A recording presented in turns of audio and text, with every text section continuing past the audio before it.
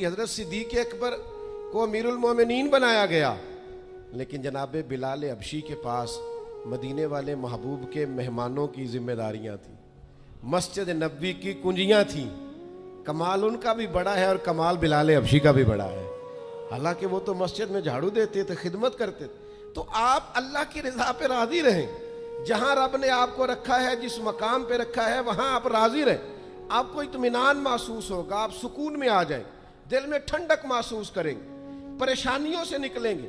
ये हदीस देखिए, इमाम गजाली ने लिखी है, नबी पाक सल्लल्लाहु ताला अलैहि वसल्लम के पास ना सहाबा की एक जमात आई। उन्होंने अर्ज की, या रसूल अल्लाह सल्लल्लाहु अलैहि वसल्लम, हम ईमानदार हैं। तो हुजूर ने फरमाया, तुम्हारे ईमान की निशानी क्या है? तुम साहिब ईमान हो तो दलील क्या है? उन्होंने अर्ज की, या रसूल अल्लाह, ये जरा दलील सुनना। अर्ज करने लगे, या रसूल अल्लाह, मुसीबत आए तो सब्र करते हैं, नेमत मिले तो शुक्र करते हैं, और या रसूलल्लाह रब जो फैसले कर दे हम उस पर राजी रहते हैं। हुजूर फरमाने लगे, काबे के रब की कसम, तो वाकई ईमानदार लोग हो। अगर तुम अल्लाह के फैसलों पे राजी हो, अगर तुम नेमतों पे शाकिर हो, मसाइब पर साबिर हो, तो तुम वाकई मोमिन हो। तो ये याद रखें अच्छी तरीके से कि हमेशा अपने आप को अपने रब के फैसलों पे राजी रखें। हमेशा कोशिश करें कि मुकद्दर से शिकवा न करें, तकदीर से शिकायत ना करें। जो हमें नहीं मिला उसके बारे में अपनी तबीयत के अंदर तड़प और तलब ना पैदा करें। बस जो फैसला रब ने कर दिया उस फैसले पर हमेशा राजी रहें। ये करके देखें।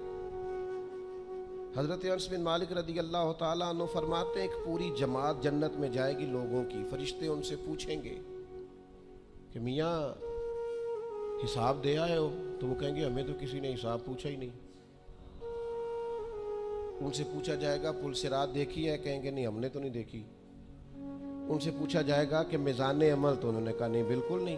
तो कहा, अच्छा, तुम बड़े ख़ास लोग हो, दुनिया में करते क्या रहे हो? तो कहेंगे, करते कुछ भी नहीं थे, रब के फैसलों पे राजी रहते थे। और तिबरानी में एक रवायत ऐसी भी मौजूद है कि हुजूर फरमाते हैं, रब कहता है, जिसने मेरे फैसलों पे राजी नहीं रहना वो रब कोई और ढूंढ ले। अगर तुम मेरे फैसले पे राजी ही नहीं हो, ओ भाई, मैं अपने इदारे का सरबराह हूं, जो मेरा फैसला नहीं मानेगा वो निकलेगा इदारे से। मैं अपनी जमात और तंजीम के ताल्लुक से कोशिश करूंगा कि अमीर की इताअत का सबक दूं। अगर कोई नज़्म ज़ब्त दुरुस्त नहीं करेगा, ये एक हाल है यहाँ के जो मैनेजमेंट के काम है, मामलात है, एक सरबराह अहबाब ने बनाया होता है। अब उसकी अगर बात नहीं मानेगा कोई वर्कर, कोई काम करने वाला, तो यकीनन वो कहेंगे कि मियाँ आप बात नहीं मान रहे, तुम्हारा नज़्म ज़ब्त खराब होता है। लिहाजा अगर आपने हमारे नज़्म के अंदर नहीं रहना तो आप निकल जाएं। तो अल्लाह के फैसलों को जो लोग तस्लीम नहीं करते, अल्लाह के फैसलों को जो लोग तस्लीम नहीं करते, यकीनन वो कमजोर हो जाते हैं। आज बड़े लोग हैं जो वजीफे पूछते हैं, अल्लाह कैसे राजी होगा? बताओ वजीफा आपको। इमाम गजाली लिखते हैं कि हजरत मूसा कलीम अलैहिस्सलाम ने अल्लाह के हुजूर अर्ज किया, मालिक मेरी कौम पूछती है तू कैसे राजी होगा? हम तुझे राजी करना चाहते हैं, तो कैसे राजी होगा? तो हजरत मूसा अलैहिस्सलाम से रब करीम ने फरमाया, इनसे जाके कह दो कि मुझसे राजी हो जाए, मैं भी इनसे राजी हो जाऊं। ये अपने रब से राजी रहें, जो रब इनके लिए फैसला करे। वो हजरत सुफियान सौरी दुआ मांग रहे थे ना, या अल्लाह राजी हो जा, या अल्लाह राजी हो जा, या अल्लाह राजी हो जा। तो हजरत राबिया बसरिया रहमतुल्लाह अलैहा भी पर्दे के पीछे बैठी थी।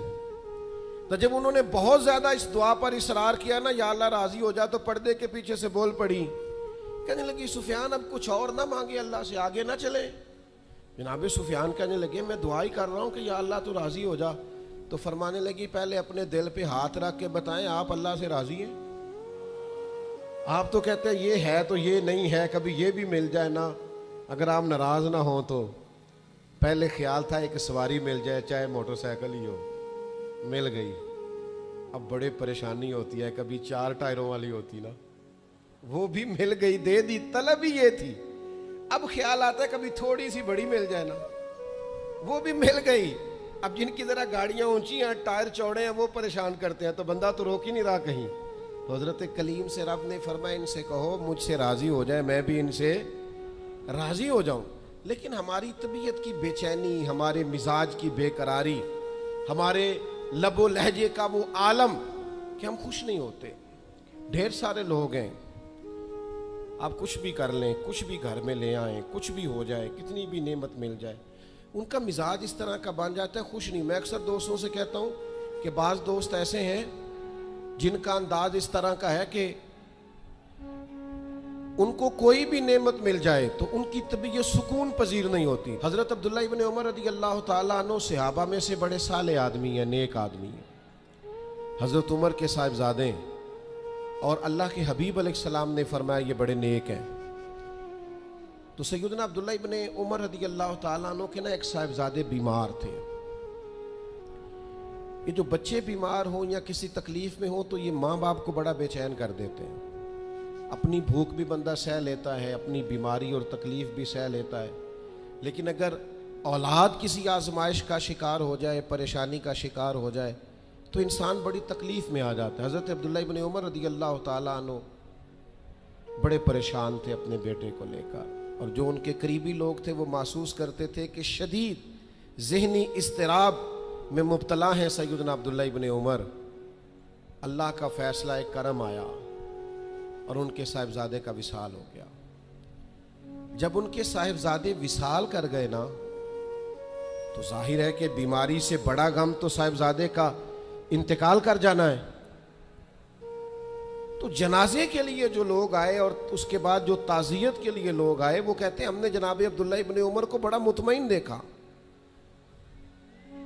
हमने देखा कि बेटे के इंतकाल के बाद उनकी तबीयत में एक ठहराव आ गया, और वहाँ आने जाने वालों को बड़े इत्मीनान से, बड़ी मोहब्बत से मिलते, उनका अंदाज बड़ा मुनफरद हो गया। एक साहब ने पूछ ही लिया कि जनाब आप पहले बड़े बेचैन थे, अब आपकी तबीयत में बड़ा ठहराव आ गया, वजह क्या है? तो हज़रत अब्दुल्ला इब्न उमर फरमाने लगे जब तक वो बीमार था मेरी जिम्मेदारी था और मैं बेचैन था। फरमाया मेरे रब का फैसला है, करम आ गया है और वो मेरे रब के हुजूर हाजिर हो गया है। गोया अब जिस बारगाह में गया है वहाँ रहमत ही रहमत मिलेगी, वहाँ करम ही करम मिलेगा। अब मैं मुतमईन हो गया हूँ कि अल्लाह की रहमतें कब्र में उसका इस्तकबाल करेंगे। जब तक मेरी ड्यूटी थी तो मैं परेशान था, बेचैन था, बेकरार, अब तो हाजिर बारगाह हो गया और मैं अपने रब की रजा पे राजी हूँ। जब तक अल्लाह ने चाहा बेटा मेरे पास रहा, और जब अल्लाह ने चाहा अल्लाह ने उसे अपनी बारगाह में बुला लिया। मेरे भाइयों याद रखिएगा, हमेशा इस बात को अपने जहन में बिठाइएगा कि ज़िंदगी के अंदर कभी भी अल्लाह के फ़ैसलों पर शिकवा करना और अल्लाह के फ़ैसलों पर इजहार नाराज़गी करना, माज़ अल्लाह, इससे अपने दामन को हमेशा बचा के रखें और पनाह में रखें अपने दामन को कि कभी भी इंसान इस तरह का ना हो जाए। मैं देखता हूँ शदीद बेचैनी ये हमारे माहौल में, अल्लाह ताला माफ़ फरमाए, जो लोगों से शदीद एक दूसरे से हमारी तबीयतें खिंच जाती हैं और तनाव और खिंचाव पैदा हो जाता है, और फिर लोग डिप्रेशन में चले जाते हैं। हत्ता कि बाज़ लोग माज़अल्लाह इंतहाई कदम उठाते हैं, ख़ुदकुशी की तरफ बढ़ जाते हैं। और बड़े बड़े पढ़े लिखे लोगों का हम ऐसा रुझान देखते हैं कि वो अजीब परेशानी कुन गुफ्तगू करते हैं, बस उसका इरादा था मुल्क से बाहर जाने का और वो हालात साजगार नहीं हुए, किसी वजह से नहीं जा सका। तो भाई सारे लोग नहीं जा पाते।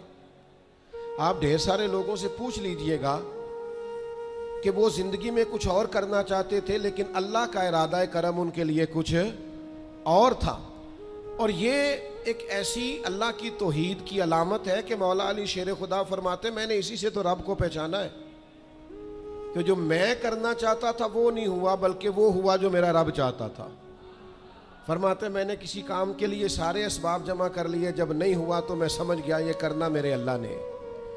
तो मेरे अजीज़, ये तो अल्लाह की बहुत बड़ी उसके होने की अलामत है कि आप उसकी रज़ा पे राज़ी रहें। हज़रत इब्ने वक़ास रज़ी अल्लाह ताला अन्हु बड़े मुस्तजाबुद दावात थे, जो दुआ मांगते थे कबूल हो जाती थी। अल्लाह का उन पर ख़ास इनाम था और ये बात बड़ी मशहूर हो गई, दूर दूर से लोग उनके पास दुआएं कराने आते। खुद वो नाबीना थे,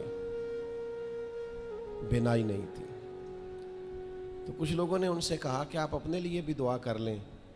तो फरमाने लगे, मेरे रब ने बड़ा अरसा मुझे आंखों का नूर अता किया है, अब वो ले गया है तो मैं अपने रब की रज़ा पे राजी हूं। अब उसमें होता क्या है, दुख और तकलीफ और अल्लाह के फैसले पे राजी रहने में ना एक खास लज्जत भी है।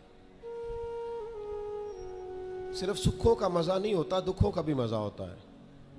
हाँ हाँ, जख्मों की भी एक लज्जत होती है। ये कभी आपके कोई जख्म हो जाए और ठीक होने के करीब आए तो आप उसे छेड़ के देखें, उसकी भी एक लज्जत, दुखों का भी एक मजा। सुखों में तो लोगों को रोना नहीं आता, जो बड़े सुखी होते हैं वो तो काबे जाके नहीं रोते, नाराज ना होइएगा मुझसे, उनको तो मदीने जाके रोना नहीं आता। ये दुख एक ऐसी चीज है जो बंदे के दिल को नरम रखते हैं। ये आजमाइश एक ऐसी चीज है जिसमें नफसानी कुव्वतें खत्म होती। कोई ना कोई आजमाइश इंसान के साथ रहे तो अल्लाह के हुजूर हाजिर रहता है। दुखों को, बीमारियों को, तकलीफों को कभी भी बुरा नहीं जानना चाहिए। ये तो इंसान को अल्लाह के करीब कर देती हैं, दिलों को नरम कर देती। जिनको हम बाज़-औक़ात बड़ी आजमाइश समझ रहे होते हैं वही तो खैर बन जाती। हजरत जनाब अय्यूब अलैहिस्सलाम शदीद अलील हो गए, शदीद बीमार है, 16 साल गुजर गए बीमारी को। तो आपकी अहलिया ने एक दिन आपसे कहा, अल्लाह के नबी हैं, दुआ ही मांग लें, अल्लाह शिफा दे दे। तो जनाब अय्यूब अलैहिस्सलाम अपनी अहलिया से फरमाने लगे, शिफा कितना अरसा रही है? उन्होंने कहा 60 साल। फरमाया बीमारी को कितना अरसा हुआ? का 16 साल। फरमाने लगे, जरा बीमारी को भी 60 हो लेने दे, फिर दुआ मांग लेंगे। हो लेने दे जरा 60 साल। अल्लाह की रजा पे राजी रहने का फैसला किया। आपकी जुबान मुबारक से ये जुमले निकले कि 60 साल हो जाएंगे तो कर लूंगा दुआ, अल्लाह ताला ने उसी वक्त शिफा अता फरमा दी, ठीक हो गए जनाब अय्यूब। कुछ दिन गुजरे ना तो आपकी अहलिया ने एक सवाल पूछा, कहने लगी, अय्यूब ये बताइए, आपने बीमारी भी देखी, शिफा भी देखी, बीमारी ठीक थी कि शिफा? तो आप फरमाने लगे, सारे दिन ही अल्लाह के हैं, जिस हाल में रखे ठीक है। वसल अच्छा है ना फिराक अच्छा है, यार जिस हाल में रखे वही हाल अच्छा है, मैं सारे दिन उसके हैं। लेकिन फरमाने लगे, अगर तुम मुझसे पूछो ना मेरी जाती राय, तो बीमारी बड़ी अच्छी थी। उन्होंने कहा, यूं बीमारी अच्छी थी? आप फरमाने लगे, जब मैं बीमार था ना तो 24 घंटे में एक बार मेरा रब मेरा हाल पूछता था। फरमाया 12 घंटे तो इस मजे में गुजर जाते थे कि रब ने हाल पूछा है, और फिर अगले 12 घंटे मैं इंतजार करता था कि मेरा रब दोबारा कब हाल पूछेगा। तो मैं 24 घंटों की लज्जत नहीं बता सकता जो उसके हाल पूछने से तारी होती। तो फरमाया, शिफा तो मिल गई है पर अब वो हाल तो नहीं ना पूछता। अब वो ओ मेरे भाई, इस बीमारी में जो लज्जतें हैं, जो करम नवाजियां हैं, जो रहमतें, उनको भी तो देखें। अपने करीम रब की रजा पे राजी तो रहे। खबर मशहूर हो गई थी इमाम हुसैन शहीद हो जाएंगे। नबी करीम अलैहिस्सलाम ने भी ये खबर इरशाद फरमाई। पता मौला अली को भी था, सैयदा पाक भी जानती थी, इमाम हुसैन भी जानते थे। ये खबरें रही हैं ना। हजरत सिद्दीक अकबर खड़े हैं, जनाब उमर खड़े हैं, हजरत उस्मान खड़े हैं ओहद पहाड़ पर, तो पहाड़ हिलने लगा। देखिए ना, सही हदीस में मौजूद है। तो नबी करीम अलैहिस्सलाम ने फरमाया, पहाड़ ठहर जा, तेरे ऊपर एक नबी, एक सिद्दीक और 2 शहीद खड़े हैं। तो हुजूर ने बता दिया ना कि जनाब उमर भी शहीद होंगे, जनाब उस्मान भी शहीद होंगे। लेकिन क्या एक दफ़ा भी हुजूर ने ये दुआ मांगी कि अल्लाह इन्हें शहादत से बचा? माज़अल्लाह कोई दुआ मांगी कि ये शहीद ना हो, कत्ल ना किए जाए? ये तो शहादत है। इमाम हुसैन को पता है, मौला अली को पता है, सैयदा फातिमा को पता है, ये खबर मशहूर है, ये शहीद हो जाएंगे। और ये भी पता है कि आजमाइशें आएंगी। लेकिन किसी ने भी ये दुआ नहीं मांगी, अल्लाह इन्हें आजमाइशों से बचा। जिसने भी दुआ मांगी है यही मांगी, अल्लाह सब्र भी अता फरमा और इस्तकामत भी अता फरमा। इस बात को समझें आप। कि आप बच्चे को अगर डराएंगे ना इम्तिहान खतरनाक होते हैं, इम्तिहान नहीं देने, तो वो तो किसी जगह कामयाब नहीं होगा। उसको इम्तिहान का खौफ न दिलाएं, उसकी तैयारी कराएं, उसकी जहन साजी करें कि इम्तिहान देना है, उसको ये शऊर दें कि बेटा कामयाब होना है। हमने डरा दिया है बच्चों को, हमने उन्हें इस तरह का बना दिया है कि वो सहमे रहते हैं, पता नहीं क्या हो जाएगा। हजारों सैकड़ों लोगों को रोज जीटी रोड से गुजरना पड़ता है, लाखों करोड़ों लोग गुजरते होंगे, अल्लाह माफ करे को सबका एक्सीडेंट तो नहीं ना हो जाता। तो अगर आप बच्चों को छुपाते फिरें कि रोड पे नहीं चढ़ना, भाई उन्हें आप गाड़ी सही चलानी सिखाएं, उम्र के मुताबिक उनको सवारी दें, उनकी ट्रेनिंग सही कराएं, उन्हें कहें कि ये ट्रैफिक के कवानीन है, इनकी पाबंदी करो, लेकिन उन्हें यह खौफ ना दिलाएं कि रोड पे नहीं जाना। ये खौफ ना दिलाएं उन्हें कि हमने इस राह से गुजरना नहीं, पता नहीं क्या हो जाएगा। ओ भाई इस तरह तो सांप से डरता डरता रस्सियों से भी डरने लगेगा। अल्लाह जो फैसला कर दे उस फैसले पर पूरी तरह राजी रहना है। हमारे मिजाजों में मकामे तस्लीम और रजा नहीं है। ये मोमिन दयानतदार क्यों होते थे? करोड़ों रुपया एक शख्स का सामने पड़ा है और बंदा वो है जिसने सुबह से खाना नहीं खाया, लेकिन वो करोड़ों रुपए पे नजर नहीं डालता था। क्यों? कि वो अल्लाह के फैसले पे राजी था। वो कहता था ये चाहे करोड़ों है पर मेरा नहीं है। आज लोग लोगों का माल दे के साजिशें नहीं करते, शरारतें नहीं करते, लालच नहीं पैदा करते, चोरी डकैती धोखा फरेब फराड क्या क्या चाले नहीं चलते।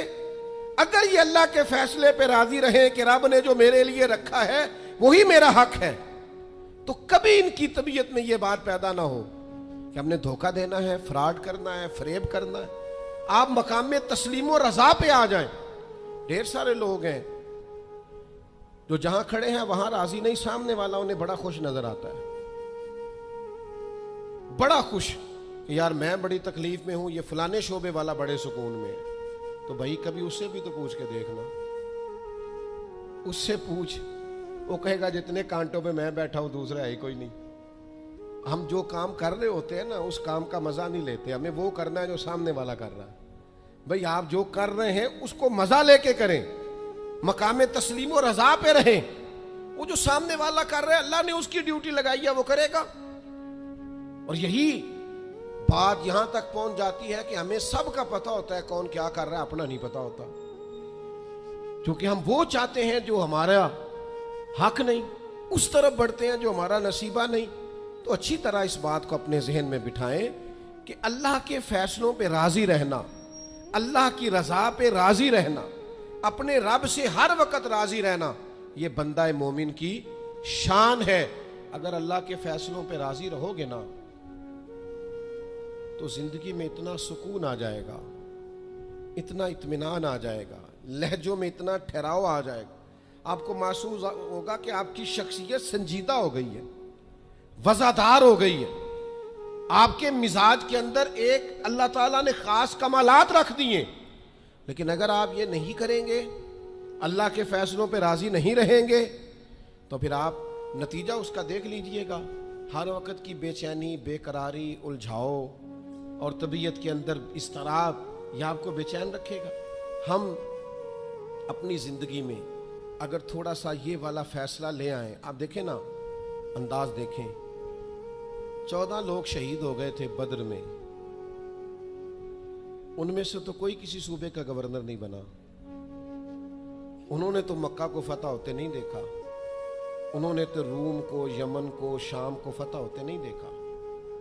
लेकिन याद रखिएगा, उन 14 लोगों का खून बुनियाद बना था कि अल्लाह ने इस्लाम को ताकतें और कुव्वतें अता फरमाई। अल्लाह के फैसलों पे राजी थे कि आपने यहां जान देनी है, उन्होंने पेश की। बाद में उरूज आया, कमाल आया, इज़ा जा नस्रुल्लाह वल फतह, अल्लाह ने मदद की, फतह आ गई। लेकिन उन लोगों ने उस वक्त ये फैसला किया कि हमें अल्लाह की रिजा के लिए डटना है, खड़े होना है। तो सब लोग, मैं अक्सर कहता हूं, ये तहरीक खत्म नबुव्वत पर लोग कलाम करते हैं तो कायदीन का, उलमा का नाम लेते हैं। मैं कहता हूं बिल्कुल ठीक है, इन लोगों ने बड़ी खिदमत सर अंजाम दी, लेकिन जो इनके पीछे लोग थे जो कोशिशें करते रहे जो अवामी ताकत थी, उन सब की हिम्मतें भी शामिल हैं। मैं अल्हम्दुलिल्लाह आया हूँ यहाँ और सीधा आके बयान करके निकल के जा रहा हूँ, तो ये सारा कुछ मेरी कावश नहीं है।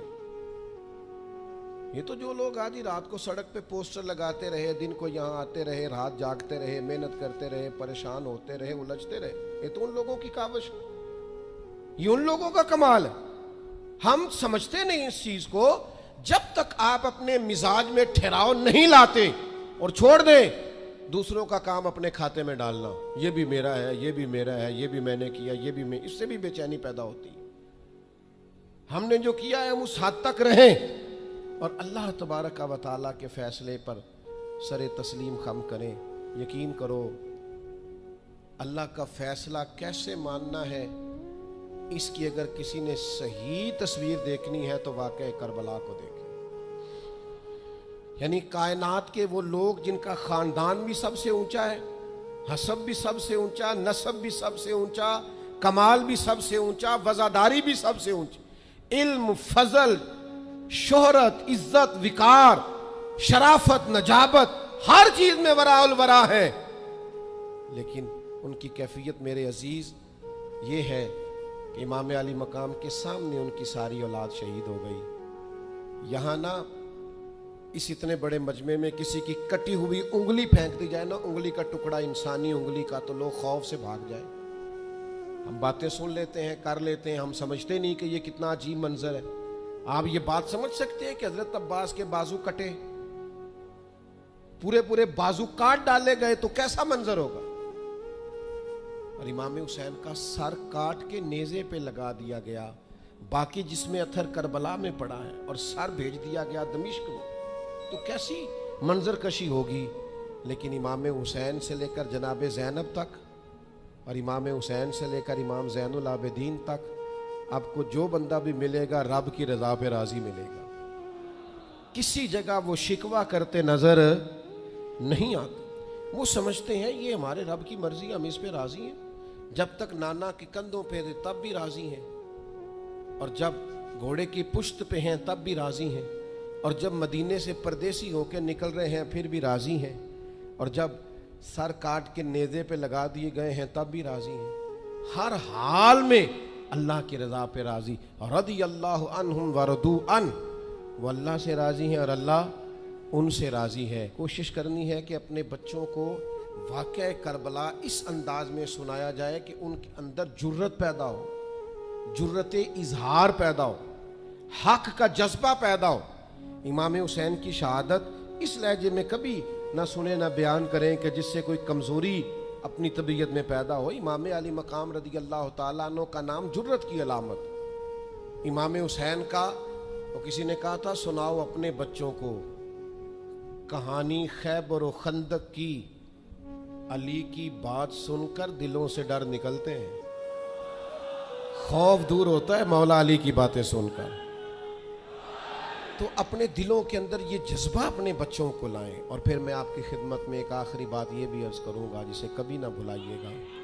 सैयदना इमाम हुसैन रदी अल्लाह तआला अन्हु की ज़िंदगी का ये खूबसूरत पहलू आपने कभी नहीं भुलाना, कभी नहीं छोड़ना कि हक के रास्ते में आप अकेले भी हों, आपके पीछे लाखों हज़ारों लोग ना भी हों, तो हक फिर भी हक होता है। हमेशा कसरत जो होती है वो सदाकत की दलील नहीं होती।